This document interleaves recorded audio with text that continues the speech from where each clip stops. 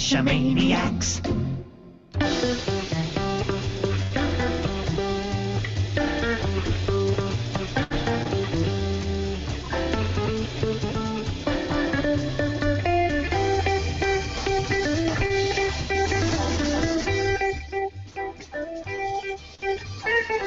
GeoGearHeads.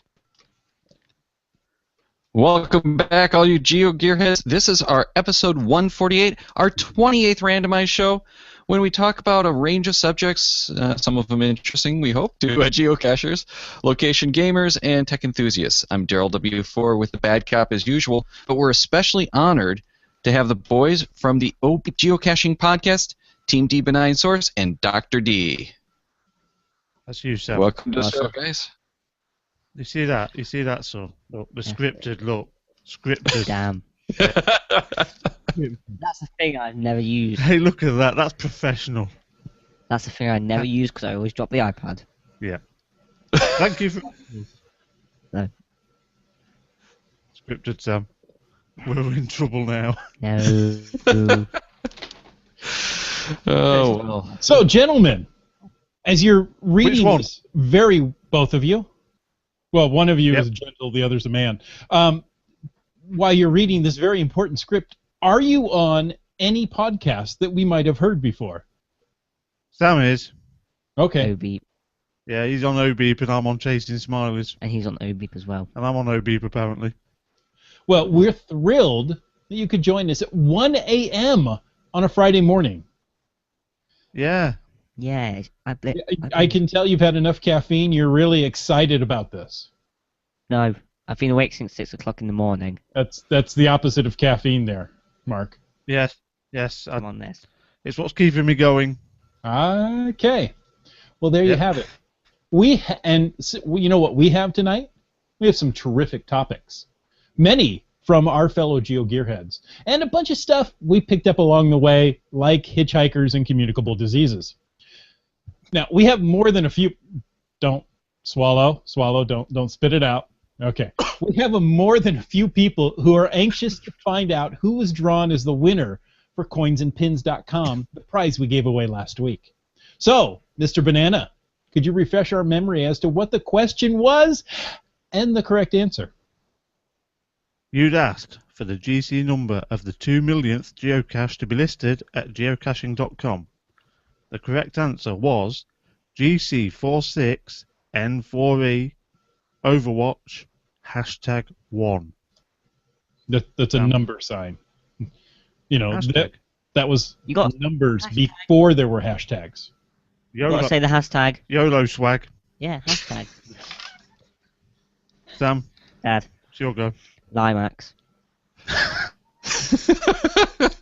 Well, congratulations, Limax. All in the delivery. Drawn the winner.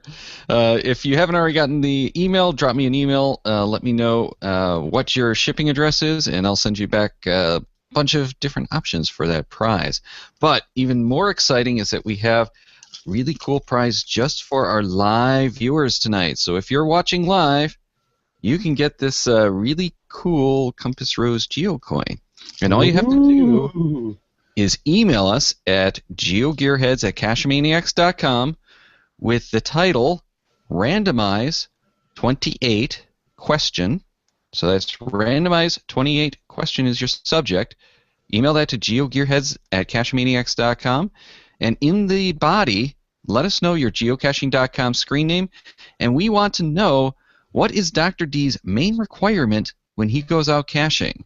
So, Dr. D, you want to tell us what that is? Wouldn't that be to actually find a cache?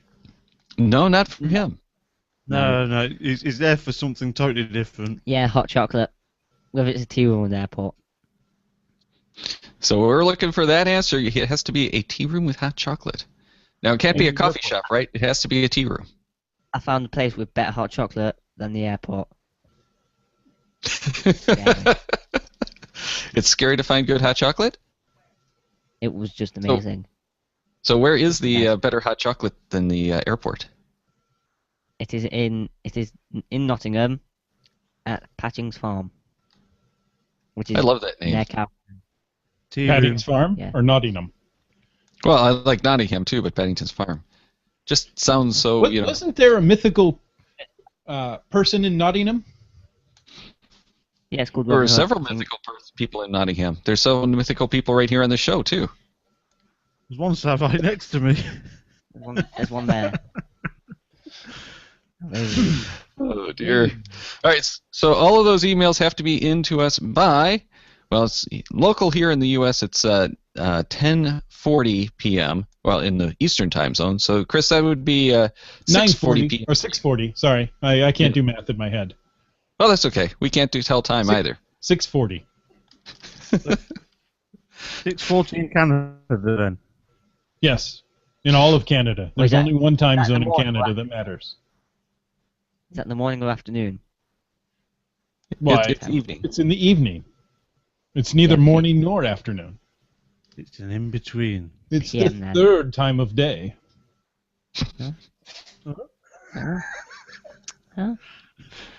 This is going to be a very interesting show between all of us being as strange as we normally are, it being 1 a.m. over in the UK, which I'm sure has influenced things a little bit, and we have Google being very, very laggy tonight.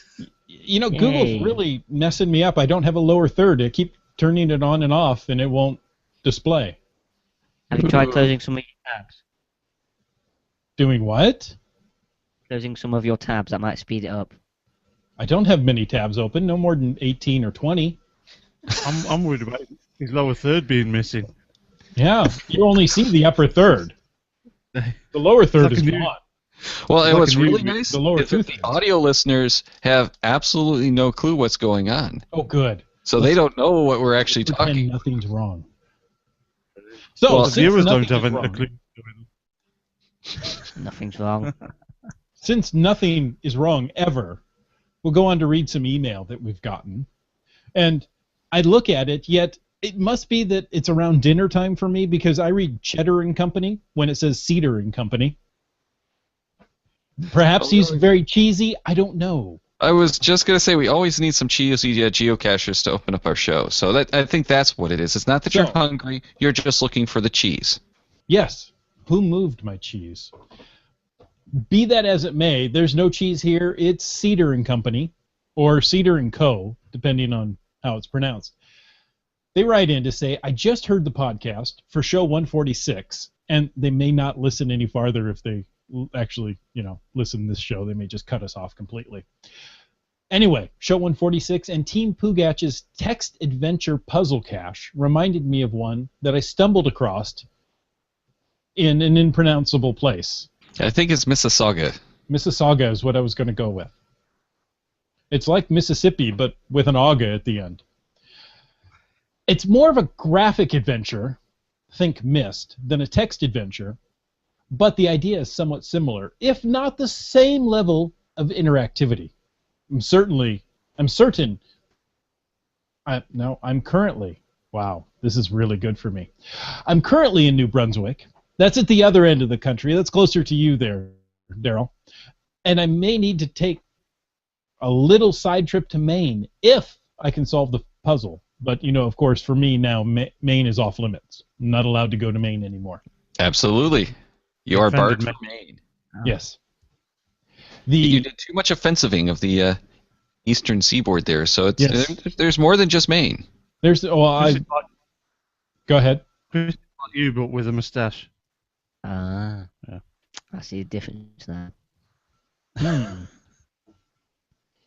I think there's more than that, but we'll continue. The cache that Cedar and Company writes about is Escape the Locked Room. That's GC3Z047. I did that for our international guests this evening.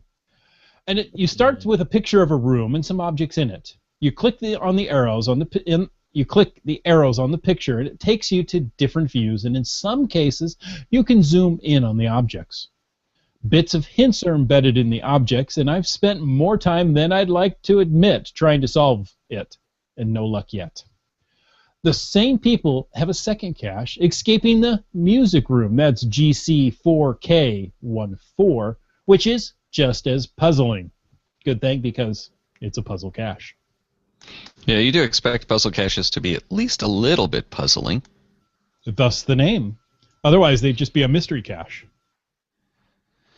But yeah, I like the idea of these interactive caches like this. I seem to remember someone had done one with the interactivity of YouTube. So you have to go and Yes. watch it on YouTube. Yes, and there's like one frame with coordinates flashed up there quickly. Something to that Yeah. extent. Well, no, this is. Remember, YouTube had a few years back introduced the hotspots so that you could do like a build your own adventure. You actually take a whole bunch of YouTube videos, stitch them together with those archive or with those hyperlinks in the video itself. So you like end with a few seconds of a choose your own adventure thing, and it will jump you to another one. So if you jump to all the right spots, you get to collect the the coordinates. Is Daryl not saying the name of the vlogger that created that video on purpose? No, there was That's on purpose because he can't remember. no. Geocaching Vlogger did do a good implementation of that, but he did that fairly recently, and I don't think that was actually for a cache. There was I was just thinking. Go ahead. I was just thinking you weren't saying the name because obviously somebody has a man crush. Oh, is it the Monkey King by that? The geocaching vlogger, somebody has a man crush, so I thought you were just keeping. No, it's not me. I don't have a man crush. Just thought you were keeping the name out of it. I don't have a man crush. Shut up. Yeah, we don't want to get Dr. D too excited over there after all. Not at this time in the morning, no. No. You'll never get to sleep. But yeah, Erica was, I can't remember her name, or her actual caching name, but Erica, way back when they first started it, a young woman in high school at the time, did a test of a virtual geocaching adventure. That's the first one that I saw of the technology. And at that point, it was pretty cool.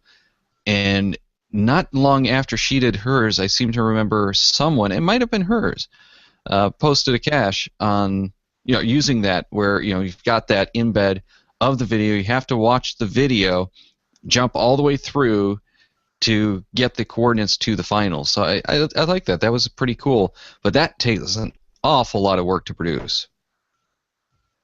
But, you can solve it in a few minutes, so it doesn't matter. Yeah, this is Let them true. take all the work. No, Well, a quick that's- note here that DeBear wishes you guys out in the UK, because right now it's tomorrow over there for you and it's not yet here, happy Halloween. Is it Halloween? It's Halloween now. Halloween now, Sam. Yay. You take the mask off now. But yeah, this is through the live Q&A, so if you're watching us live, go to the Q&A tab in your window there, and you can ask us a bunch of questions. And boy, do we have a lot of stuff popping up in here, including Dano from Team Pugach, who said a YouTube cache would be like those interactive game or board games that came out in the early 90s with a VHS tape. That one I'm not so sure about, but Limax says that he played Laserdisc interactive games in the 1980s, and I do remember those. Yes. I Well, remember Dragon's Quest was the first one, or Dragon's Yes. Lair? Dragon's Lair, yeah. Dragon's Lair. And that was so cool. It was a laser disc in the arcade. If you bumped the machine hard enough, you could make it skip. But, nobody would ever do that. Yeah, that was an incredible game, groundbreaking for its day. Yeah, the problem was you had so little interactivity with it. But it was exactly the kind of stuff that you could do through the YouTube video. You're not interacting with a sprite. You're controlling where the sprite is going by picking the doors or whatever as he's walking through. Right. So yeah, it was well done. Now, in the comments, they also mentioned they did the cache. They did the monster cache. The monster cache. It was a graveyard smash. It got archived in a flash. It was a monster cache. That's a song, That was Sam. well played. I guessed it was a song. That know. is well played. All right, and then also from Limax, he's waiting to do a Where I Go that's actually entertaining and worth doing. And this is something that I think could be a lot more entertaining and worth doing than the Where I Goes, just because of the visuals that you can do with this kind of stuff. Unfortunately, you have to play it at the computer. Exactly. But I also like that better than like some of the Where I Goes. Don't get me wrong. I like Where I Goes. They're great. I love doing the Where I Goes. We just did one a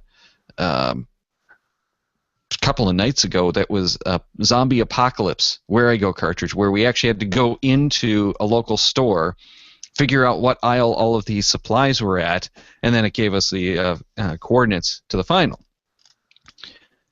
That's really cool, but that's not the kind of thing that you can do on a snowy night, on a rainy night, something like that. Where you can't go to the store? Well, you could go to the store, but you can't go out to find the cache. And that, it took us from the Where I Go to, from the first spot to the actual cache. So you have to, go out and do that. But if you're like, snowed in or whatever, I love doing the virtual cache kind of, or the virtual puzzles where I can sit on the sofa, sit in the coffee house, whatever, and do all those. And in Sam's case, he's going to be sitting in the tea house with his hot chocolate. No, it's a tea room, not house. Tea room, sorry, yes. Get your terminology correct, Daryl. I'm sorry. I'm one of those stupid Americans over here, Hey. Not all Americans are stupid. Just the majority of them. Just the ones that are Americans. No, I'm gonna get email for that. Just the ones with Ebola. I'm safe in my Ebola-free bunker down here. There we go. Well, let's move on to the next comment that Cedar and Company had emailed in. A quick note about appropriate cache placements. I have a cache series out based around the Sherlock Holmes story. One of the caches was just off a back road, a few kilometers out of town, where I was very careful to make sure it was public land so there would be no issues. Several months went by, and I noticed that a couple of log entries in the fall had some odd notes in them. When spring came, I was out doing cache maintenance and found a few changes at ground zero. For one, there was a private property sign in the vicinity. Although the cache was on the right side of the sign, more disturbing were some handwritten signs that read, "Caution, bears." Keep in mind that this is a rural southwest Ontario, which is not exactly what you consider to be bear country. In any case, I relocated the cache to an entirely new area since I didn't want to be responsible for any cachers who might have been eaten by bears while they were trying to make a find. One day, I'll write in about how painful it was to actually get the new cords registered with the cache after I moved it. What I think it was is they were actually football fans. And they're talking about the Chicago Bears. The Bears. So that's the bear. Caution. Was it a black and orange sign that said "Caution, Bears"? See where I'm going with this? Well, it was handwritten, so maybe they used the orange poster board with a black marker, and the other way around. Black poster board with an orange Sharpie. Well, yeah, it would have to be, but unfortunately, I don't think that would actually hold up. Well, you know what? You could do the paint pen. Oh, maybe fluorescent orange, so it showed up at night.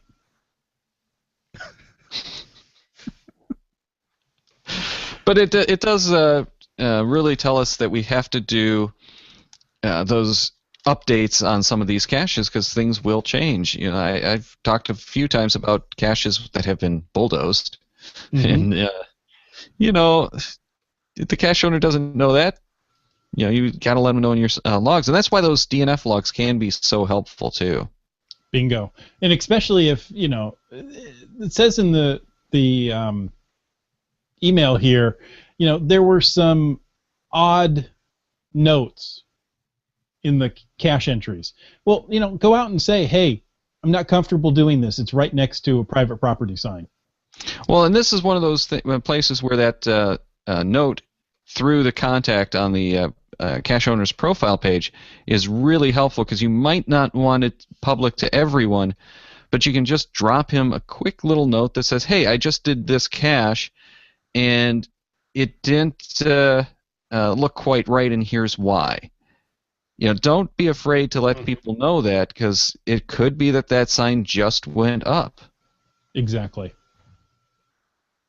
Or it could be that something's changed, like, oh no, an avalanche, and now I can't get to the cache. Oh, an avalanche? Dear me. Now, It could refer to our often co-host, Da Bear. Da Bear. Sorry, had to do it. Gangster. Whoa, sorry. I'm sorry. You're going to have to use complete sentences. You silent out there. Oh, sorry. No problem. Didn't hear a see, thing this end. Now you're very Canadian with all your sorries. But those came through just fine. We're very polite being English. Very proper. Well, Da Bear is in the live Q&A right now, and he says we called him, and how can he be of assistance? You can go find this cache next to his kin. Meanwhile, Native Texan would like you to make your Lego man a little bit more visible. Excuse me? Denise. Mr. Bad Cop over there has the Bad Cop Lego man on his microphone stand.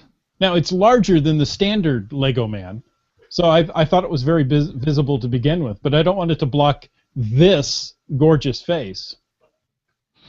You see, here's what you need to do. It's Halloween. You need it to come as the Bad Cop Lego man. Guys, you were supposed to agree with the whole gorgeous face part, and you totally failed in that. Sorry. That's it. You're not getting your monthly checks. These faces are gorgeous. Those faces were made for radio. Very rude. I wasn't Doesn't rude. translate Sometimes the truth hurts. No. Just like my face is made for radio. That is true. Said that for years. There's a good reason that podcasts started out being audio only. Yes. Yes. Yeah, too many geeks. All right, well, let's move on to Jersey Eric's. Did you want to read that one, Bad Cop? I would love to read Jersey Eric's email. I'm new to tracking. That's an interesting way to start. Okay. Well, you know, he's Jersey Eric, so he's not Daniel Boone, but he's new to tracking. I don't track my walks yet on my Garmin eTrex 30 GPSR, but I started to test 2 Android apps, Google's MyTracks versus Map My Walk. My initial thoughts, starting with MyTracks. The pros, good view on smartphone of completed walk on Google Maps. It's easy to export the recorded walk GPX or KML, though I'm not sure what I would do with either export file. The cons, not sure yet. Map My Walk. Now, I have Map My Ride, which I've used for bikes. This is Map My Walk, which is a little slower running than Map My Ride. And of course, the Map My Flight is the fastest of all the Map My apps, right? So, Map My Walk. The pros are nice view of walk from computer browser after recording walk on smartphone. Also, from the computer browser, it's a nice run-through of the walk with simultaneous run along the elevation graph. That is kind of nice. Cons, Smart View phone of walk is too small due to other objects or panels cluttering the app display. Possibly no export for GPX or KML. So, all that to say, it's got a couple of questions.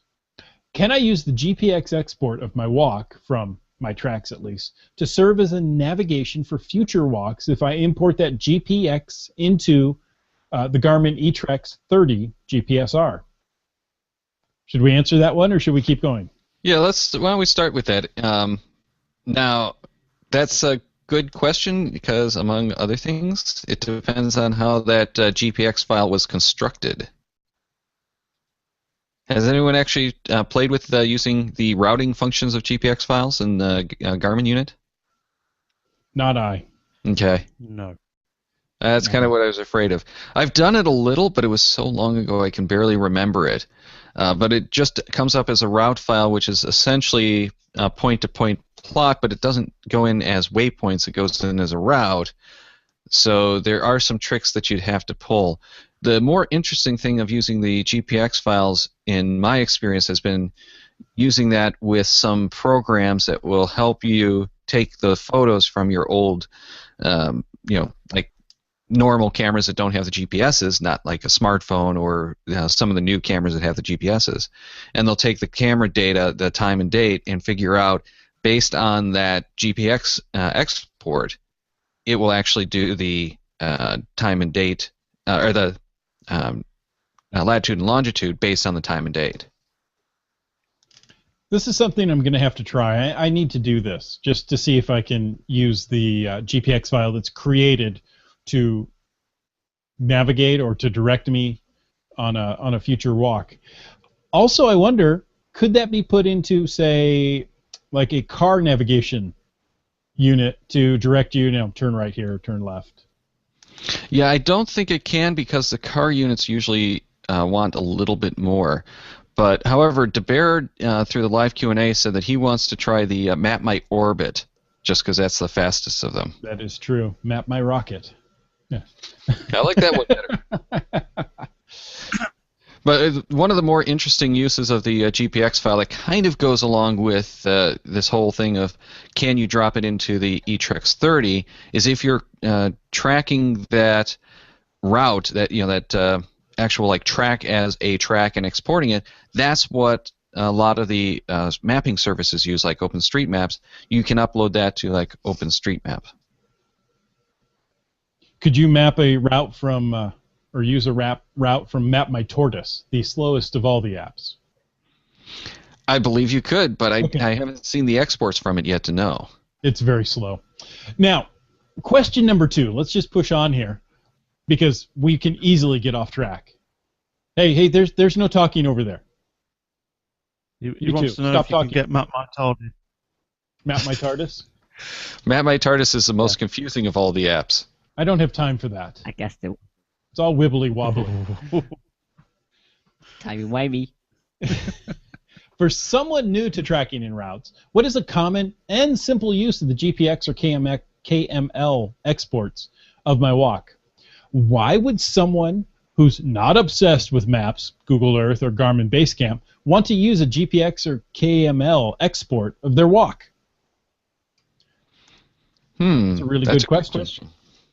It's not like you would walk around, map out, or draw a cat and, upload that to Google Maps for any reason. Nobody would do that. No, I don't think they would. No. It's really not something that most people want to do. For the fitness guys, which is what most of these apps seem to be coming out for now, they're using those to more accurately map their runs so they get more better data about their actual travel time and that kind of thing, the distance travel time. So that's aside from mapping, I just don't know what else people would really use it for. No, I could understand keeping it for history for your runs, let's say, or bike rides. So speed and distance, which would be important points to know, as well as altitude. How much did I challenge myself on this run? Right.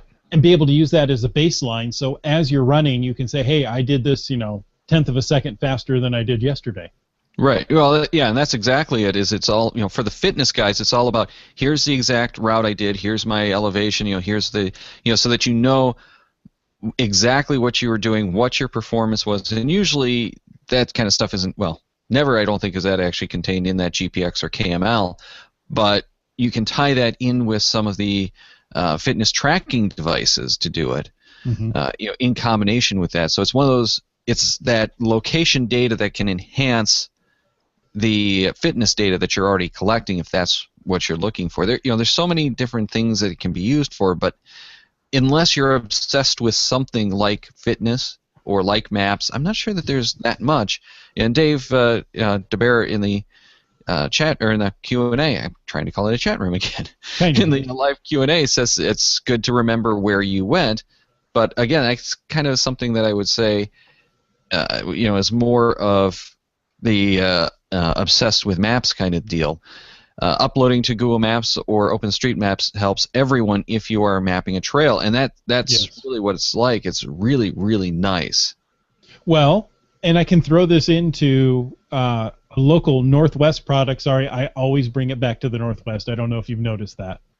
Of course. Northwest product called Northwest Trails, where you can upload your hikes on trails to the Northwest Trails project there and help establish a path or develop a new trail. So it is useful for that. But, all right, let's take another quick break here because we do have some great feedback. But first off, Limax says that his face is made for geocaching, but Native Texan wants us to podcast in our PJs. How do you know we're not? Well, she's actually watching, so she knows we're not. Well, she only sees. I'm wearing a T-shirt. How do you know this is not my sleep shirt? Oh, this is true. You don't know what I'm wearing below the shirt, or if I'm wearing anything. I could be podcasting naked. And I'm wearing my Doctor Who Halloween T-shirt, which I guarantee is not my pajamas. Pajamas, your sleep shirt? No. My pajamas are what I'm wearing now. Ah, so see, he is Bingo. podcasting his PJs. You have just made Native Texan very happy, and now you have yet another woman in the U.S. What is this, Sam? He's podcasting in his pajamas as well. Well, I'm not the one with women all over the US. My jacket's not part of my pajamas. You've still got Denise now in the US. Anyway. No. Now, Dano of Team Pugach said that he actually, let me actually read it word for word. I'm competitive, so I use and we're back to our actual topic, by the way, the tracks. Oh, we have a topic, yes. Yeah. There's a topic. This is truly a randomized show tonight, guys. Anyways, I'm competitive, so I use it to brag. When my friend finds 20 caches in a day, no power trail, I have to go 21 the next day. So yeah, the KML or GPX in this case file would show that, and the distance and elevation that he traveled. If his unit tracks elevation, not all of them do. This is very true. But the bear also likes using that information for the route data to calculate his ascents for his daily commute to work, which in his case he says is 450 feet. What, does he climb stairs to go to work? Does he live in the basement? If I remember, he actually does take a bike trail along Mountain Ridge or something like that. He does actually bike. Yeah. Well, I know he bikes, but I think it's actually a bike trail. Oh, I see. And JD is reminding you that it's switchbacks.com. Switchbacks.com, right. For those maps. For the website, yeah. Yeah, which Nighthawk 700 reminds us that these tracks are very good if you want to add trails to OSM. There you go. So, there you have it. And what better way to go find trails is to grab a geocache or two. Or 21, if you need that.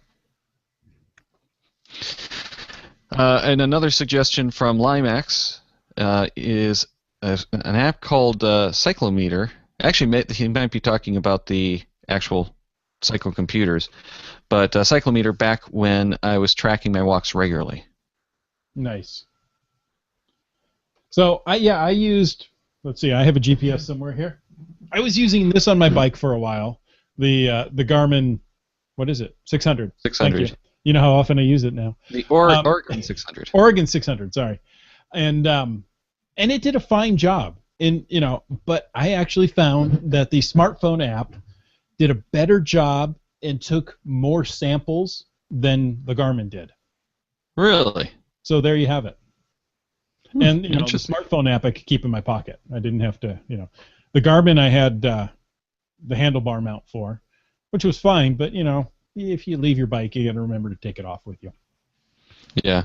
Now, DeBear does actually clarify for anyone who's interested. It's part bike trail in the foothills of the Appalachians, so about 0.3 of a mile hill at the end up a mountainside. So if you want to stalk DeBear, now you know where he walks and where to find him. Well, where he bikes. He bikes to work. Yes. Right. All right. Well, let's move on because we are running kind of long. Third question. Oh, okay. Go ahead. With either smartphone app or GPX export of walk, is there any easy way to edit a recorded walk? Once I once recorded a bike ride where I forgot to stop recording after my ride ended, and I drove my bike home. I'd love to edit that recorded walk or ride to stop where I stopped bicycling. Well, that's relatively easy because a GPX file is nothing more than a long text file. So you could look at the coordinates there of the parking lot. I assumed you stopped next to your car, and delete the text from that part down. Yeah, a lot of the different apps, web-based and the apps themselves, will allow you to truncate the file at a certain time. That you can't delete the individual points along the way, most likely, but they'll say, "Oops, I forgot to stop my run here," or "I started it early so I could make sure it was caught up," or whatever. So you can say, "Okay, trim this front part off or trim this back part off." They just won't let you trim the middle, but that's a feature-dependent thing. If you are on the GPX or KML files and you actually take that and open it in a text editor, then you have a little bit more room. Just be careful when you're doing it to work on a backup, not the original, because it's not too hard to trash that file if you don't know what you're doing. And that's the same with me. I can't seem to trim the middle either. Well, so let's move on to one of the services that we found out now exists called Hiker Alert. And Hiker Alert is a web-based software application which automatically sends an alert, email, and text message to your emergency contacts, your friends and family, if you don't check in from an outdoor trip or other event by your scheduled return time. Now, that comes right off their website, but I haven't had a chance to try this because, well, I haven't been able to do any hiking or anything where I could. But it does seem like a very cool feature to have. The big problem that I worry about is sending out those false alerts because you smashed your phone or ran out of battery and Exactly. don't get back to the car in time. It's a dead man switch. Precisely, which does seem like it would be something very useful to have. We've talked about that safe contact type of stuff before, but it's a way that you can set that up ahead of time without pestering people every time you go out on a hike or something, which for some people would be definitely pretty annoying. Daryl, I think you should keep your voice down. I think our guests have nodded off. Sorry. Hey, I'm just thinking about... Sam, hot chocolate. Ooh, I was just thinking about Daryl needing that app for when he's downtown Detroit. Yes, exactly. Yes. Muggeralert.com. Yeah, Yeah, I was just going to say that's what we need is some kind of urban alert. If I don't to the bar by X time, call the police. What if you don't leave the bar by X time? Call a taxi.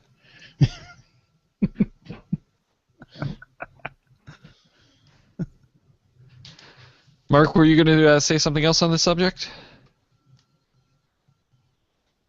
On that, I can find one problem. what's the problem, Sam?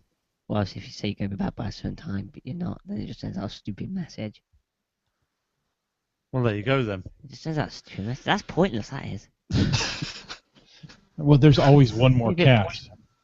I could just go find that one more cache, and then the list of my email passwords get sent out to the internet. I don't think it does that. However, that's a good point. Actually, we're tending to go out and say, I just need that one more cache. It's not that far, and then suddenly it's 3 hours later. Yeah, you walk into the woods when there's sun shining, and you walk out when it's dark. That took longer than I thought. But what you should do is attach an article that you've written, and have it be sent to a reporter somewhere that'll be released if you don't return. I mean, that's a plot of 50% of the action movies. And now we have a website that'll do it for us. Yeah, Sam, I guess you could actually get it to automatically log a cache for you. Could I? And as soon as people see that you've logged the cache, they know there was something wrong. Yeah. Yeah? Well, Native Texan wanted to share that she found her GPSR the other day. Apparently she lost it. It was in her letterboxing bag. Go figure. Yeah, I don't think most letterboxers care much for GPSRs. So I don't think you'd use it. You're right. I want to say she had lost it for almost a year. Oh, wow. I guess that means she hasn't been letterboxing for almost a year It then. seems that way. Now, on the letterboxing front, Lemex said that he still needs to make a stamp to go letterboxing. He wants to do one based on his logo. I've been thinking of the same thing because there are more and more letterboxes showing up. I really want to get some kind of notepad, the book for it, so I can actually start doing letterboxing the correct way and not the geocaching way. Oh. And get the stamp. So I'll for the stamp, I'm thinking I'll just go with one of the. I think we talked about them on the show here a few times, but one of the self-inking stamps that you can upload the graphics. But has anyone here done anything with letterboxing and the stamps or anything? I know We've only. Sorry, Chris. No, please, Mark. You're the We've guest. I only insist. Stolen some of Sophie's My Little Pony stamps and used those. Oh, I love very it. manly. Yeah. Yeah. It was pink ink as well. It was lovely. Oh. That's Yeah, Sam's got a pink rucksack now, so we're looking really massive when we're out. yeah. But no, we've not done anything beyond that. Just keep it in the month of October, where pink is for breast cancer awareness, and you're fine. Now in November, you're gonna get beat up. There you go. I can't help you with that. Yes, True. we're going to get invited back. Why not? We'll do random for the randomize. Point. Daryl's blushing. Now, my big question really is on the ink pads and stuff. I keep looking at like the Moleskine notebooks. They have like the sketch pads. They also have water paper books, and I don't know which is the better one to use for that kind of stuff. Well, now back to the stamp. Can't you get a custom stamp based on a graphic or a drawing at your local big box office store? Absolutely, and there's a bunch of places online that do that. That's what I was talking about, is those self-inking stamps, because I don't want to have to deal with the bad. But they've got some nice little fold-up ones. I used to have a Proto 2000, I think it was the name of the company, stamp, where it's a little fold-up one. You just flip it open, stamp, flip it back down, and it's nice little, bigger than a Swiss Army knife, but not by much. Smaller than a loaf of bread? Definitely smaller than a loaf of bread. Okay, Native Texan clarifies it was only a couple of months. It was down in an inside pocket. We've spoiled her secret identity. She's going to have to change her name and move now. A Fish Out of Water says, during the Maker Madness, we learned to carve our own stamps, but I spelled fish backwards. That sounds like a feature, not a bug. Oh, yeah. Native Texan, if you are out caching and find a letterbox hybrid, you can ink up your thumb and make a thumbprint drawing out of it. It would be unique. There's one fatal flaw in that. Yes. Now we're all on these new iPhones with a thumbprint. You could use that. Yeah. And the ink spot on the white iPhone right there, because that's you've put it on an ink pad too many times. Yep. Here's actually a good tip from Native Texan. She says it's easier to carry markers instead of the ink pads. So I'm assuming then that you just take the markers and color the stamp with that if you're not doing the self-inking. That's actually a really good hint. That is. I like that one. I like that one. There you go. There's the tip of the show. Thanks all for joining us tonight. Bye. I was told to always end on a high note. Okay. Nighthawk 700 says that he had a stamp made from his path tag design, not hand carved, but that's actually kind of cool because if anyone is into path tags, you can now get a GeoGearHeads path tag back. Wait, he has a hand carved path tag? No, not hand carved.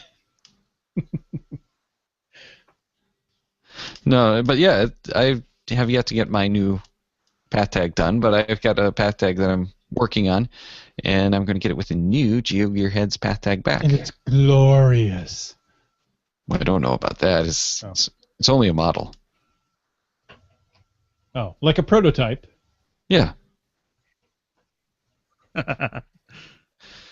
You know what, guys? We've been talking for quite a long time. I think we're going to have to kind of save some of this stuff for later again. And we do have a bunch of stuff we want to talk about in the post show. So, and for the patrons only. So you guys are going to be able to hang with us for another hour or so? Sam? I'm going to be dead by then. We can do half an hour. If Please, that's okay. please just don't snore into the microphone. I'll try. Okay. All right. Well, thank you everyone who's watching live. Before we actually go, though, I think people are going to be a little bit interested as to who won the contest for that coin today. And that's going to be Fishhead Jr. or Fishhead Jr. Who got the answer correct. Is that fish spelled forwards or backwards? I think it's spelled backwards, but he mistyped it and it's spelled forwards here. Okay. So make sure to email us with your mailing address, and I'll get out that very, very cool coin. And thank you again to coinsandpins.com for providing that and the prize for Limax, who won our weekly drawing. Now stay with us because we've got, well, not today, but in the future we've got November 6th. We're talking DeBear's coming back about pocket queries. Da Bear. One of those wonderful features of the geocaching.com premium membership that a lot of people don't realize how useful it really can be. So make sure to join us next week for that show. The following week, we're talking once again with Jennifer about puzzles. So Puzzle Caching 2 on November 13th. The 20th, we're talking about camping with Pete of the Amazons. So another one of those 1 a.m. mornings over there in the UK. November 27th, that's going to be Thanksgiving here in the U.S., so we have a non-American guest coming on for Randomize 29. Then, on December 4th, it's going to be GC Droid with the creator himself. So you'll want to be emailing us any of your topics, any of your questions, comments, corrections, yelling at me for making fun of Americans, whatever that is. That's geogearheads@cachemaniacs.com, or you can call us at 206-350-3647. So I do have to make a clarification. When you said the creator himself, are we talking like the almighty God or the maker of GC Droid? The maker of GC Droid. Okay, good, because I'm not sure how the first one podcasts. Neither am I, and I tried emailing, but it bounced. Oh, bummer. Yeah, that may not be the preferred method of communication. No, I don't think it was. Okay, now, you're going to want to get your email ready. And, gentlemen, on the other side of the pond, you can do this too. Open your email client, go to geogearheads@cachemaniacs.com, and get ready for question 149. Now, this week, you're going to be entering your name into the drawing for the latest book from Russ Atkinson. And he's an author that writes about geocaching themed novels. He's got 3 of them right now. They look pretty interesting. All you need to do is email the correct answer by 6 p.m. Pacific Daylight Time, and actually I think that's going to be Pacific. Oh, no, it won't. Not next week. Wait. I think it's going to be Pacific Standard Time by then. 9 p.m. Eastern, November 3rd. With your geocaching.com screen name. Now, this time we're looking for the GC number of the 2 millionth active geocache in the U.S. 2 millionth active geocache in the U.S. That email goes to geogearheads@cachemaniacs.com, and best of luck. That's answer. We also want to thank the patrons who make the show possible. And they're going to get a little special bonus this time, once again. And remember that it's time for those charge cards or PayPal accounts to get hit, so look for that. If there's any corrections, you might get an email from patreon.com with instructions on how to do that. But again, thank you, Billy Robson, Going Caching Crew, Jersey Eric, Jinta29, Kid Vegas 19, Kitty Catch, Native Texan, Team Pugach, Suchman, Wazong, Wet Coaster, The Wooden Radio, and all 31 of the GeoGearHeads patrons. Be sure to check the Cachemaniacs website at cachemaniacs.com for more on the GeoGearHeads, including show notes from this and all our episodes. We love hearing from our listeners, so leave us feedback by calling 206-350-3647, by emailing geogearheads@cachemaniacs.com, or through the many channels that is social media. Your support helps keep the Cachemaniac shows coming, so please consider becoming a patron or making a PayPal donation through the link on our website to support these Cachemaniac shows. GeoGearHeads is produced by Chris Umfenauer and Daryl Wattenberg. The show is copyright 2014 by Daryl Wattenberg. All rights reserved.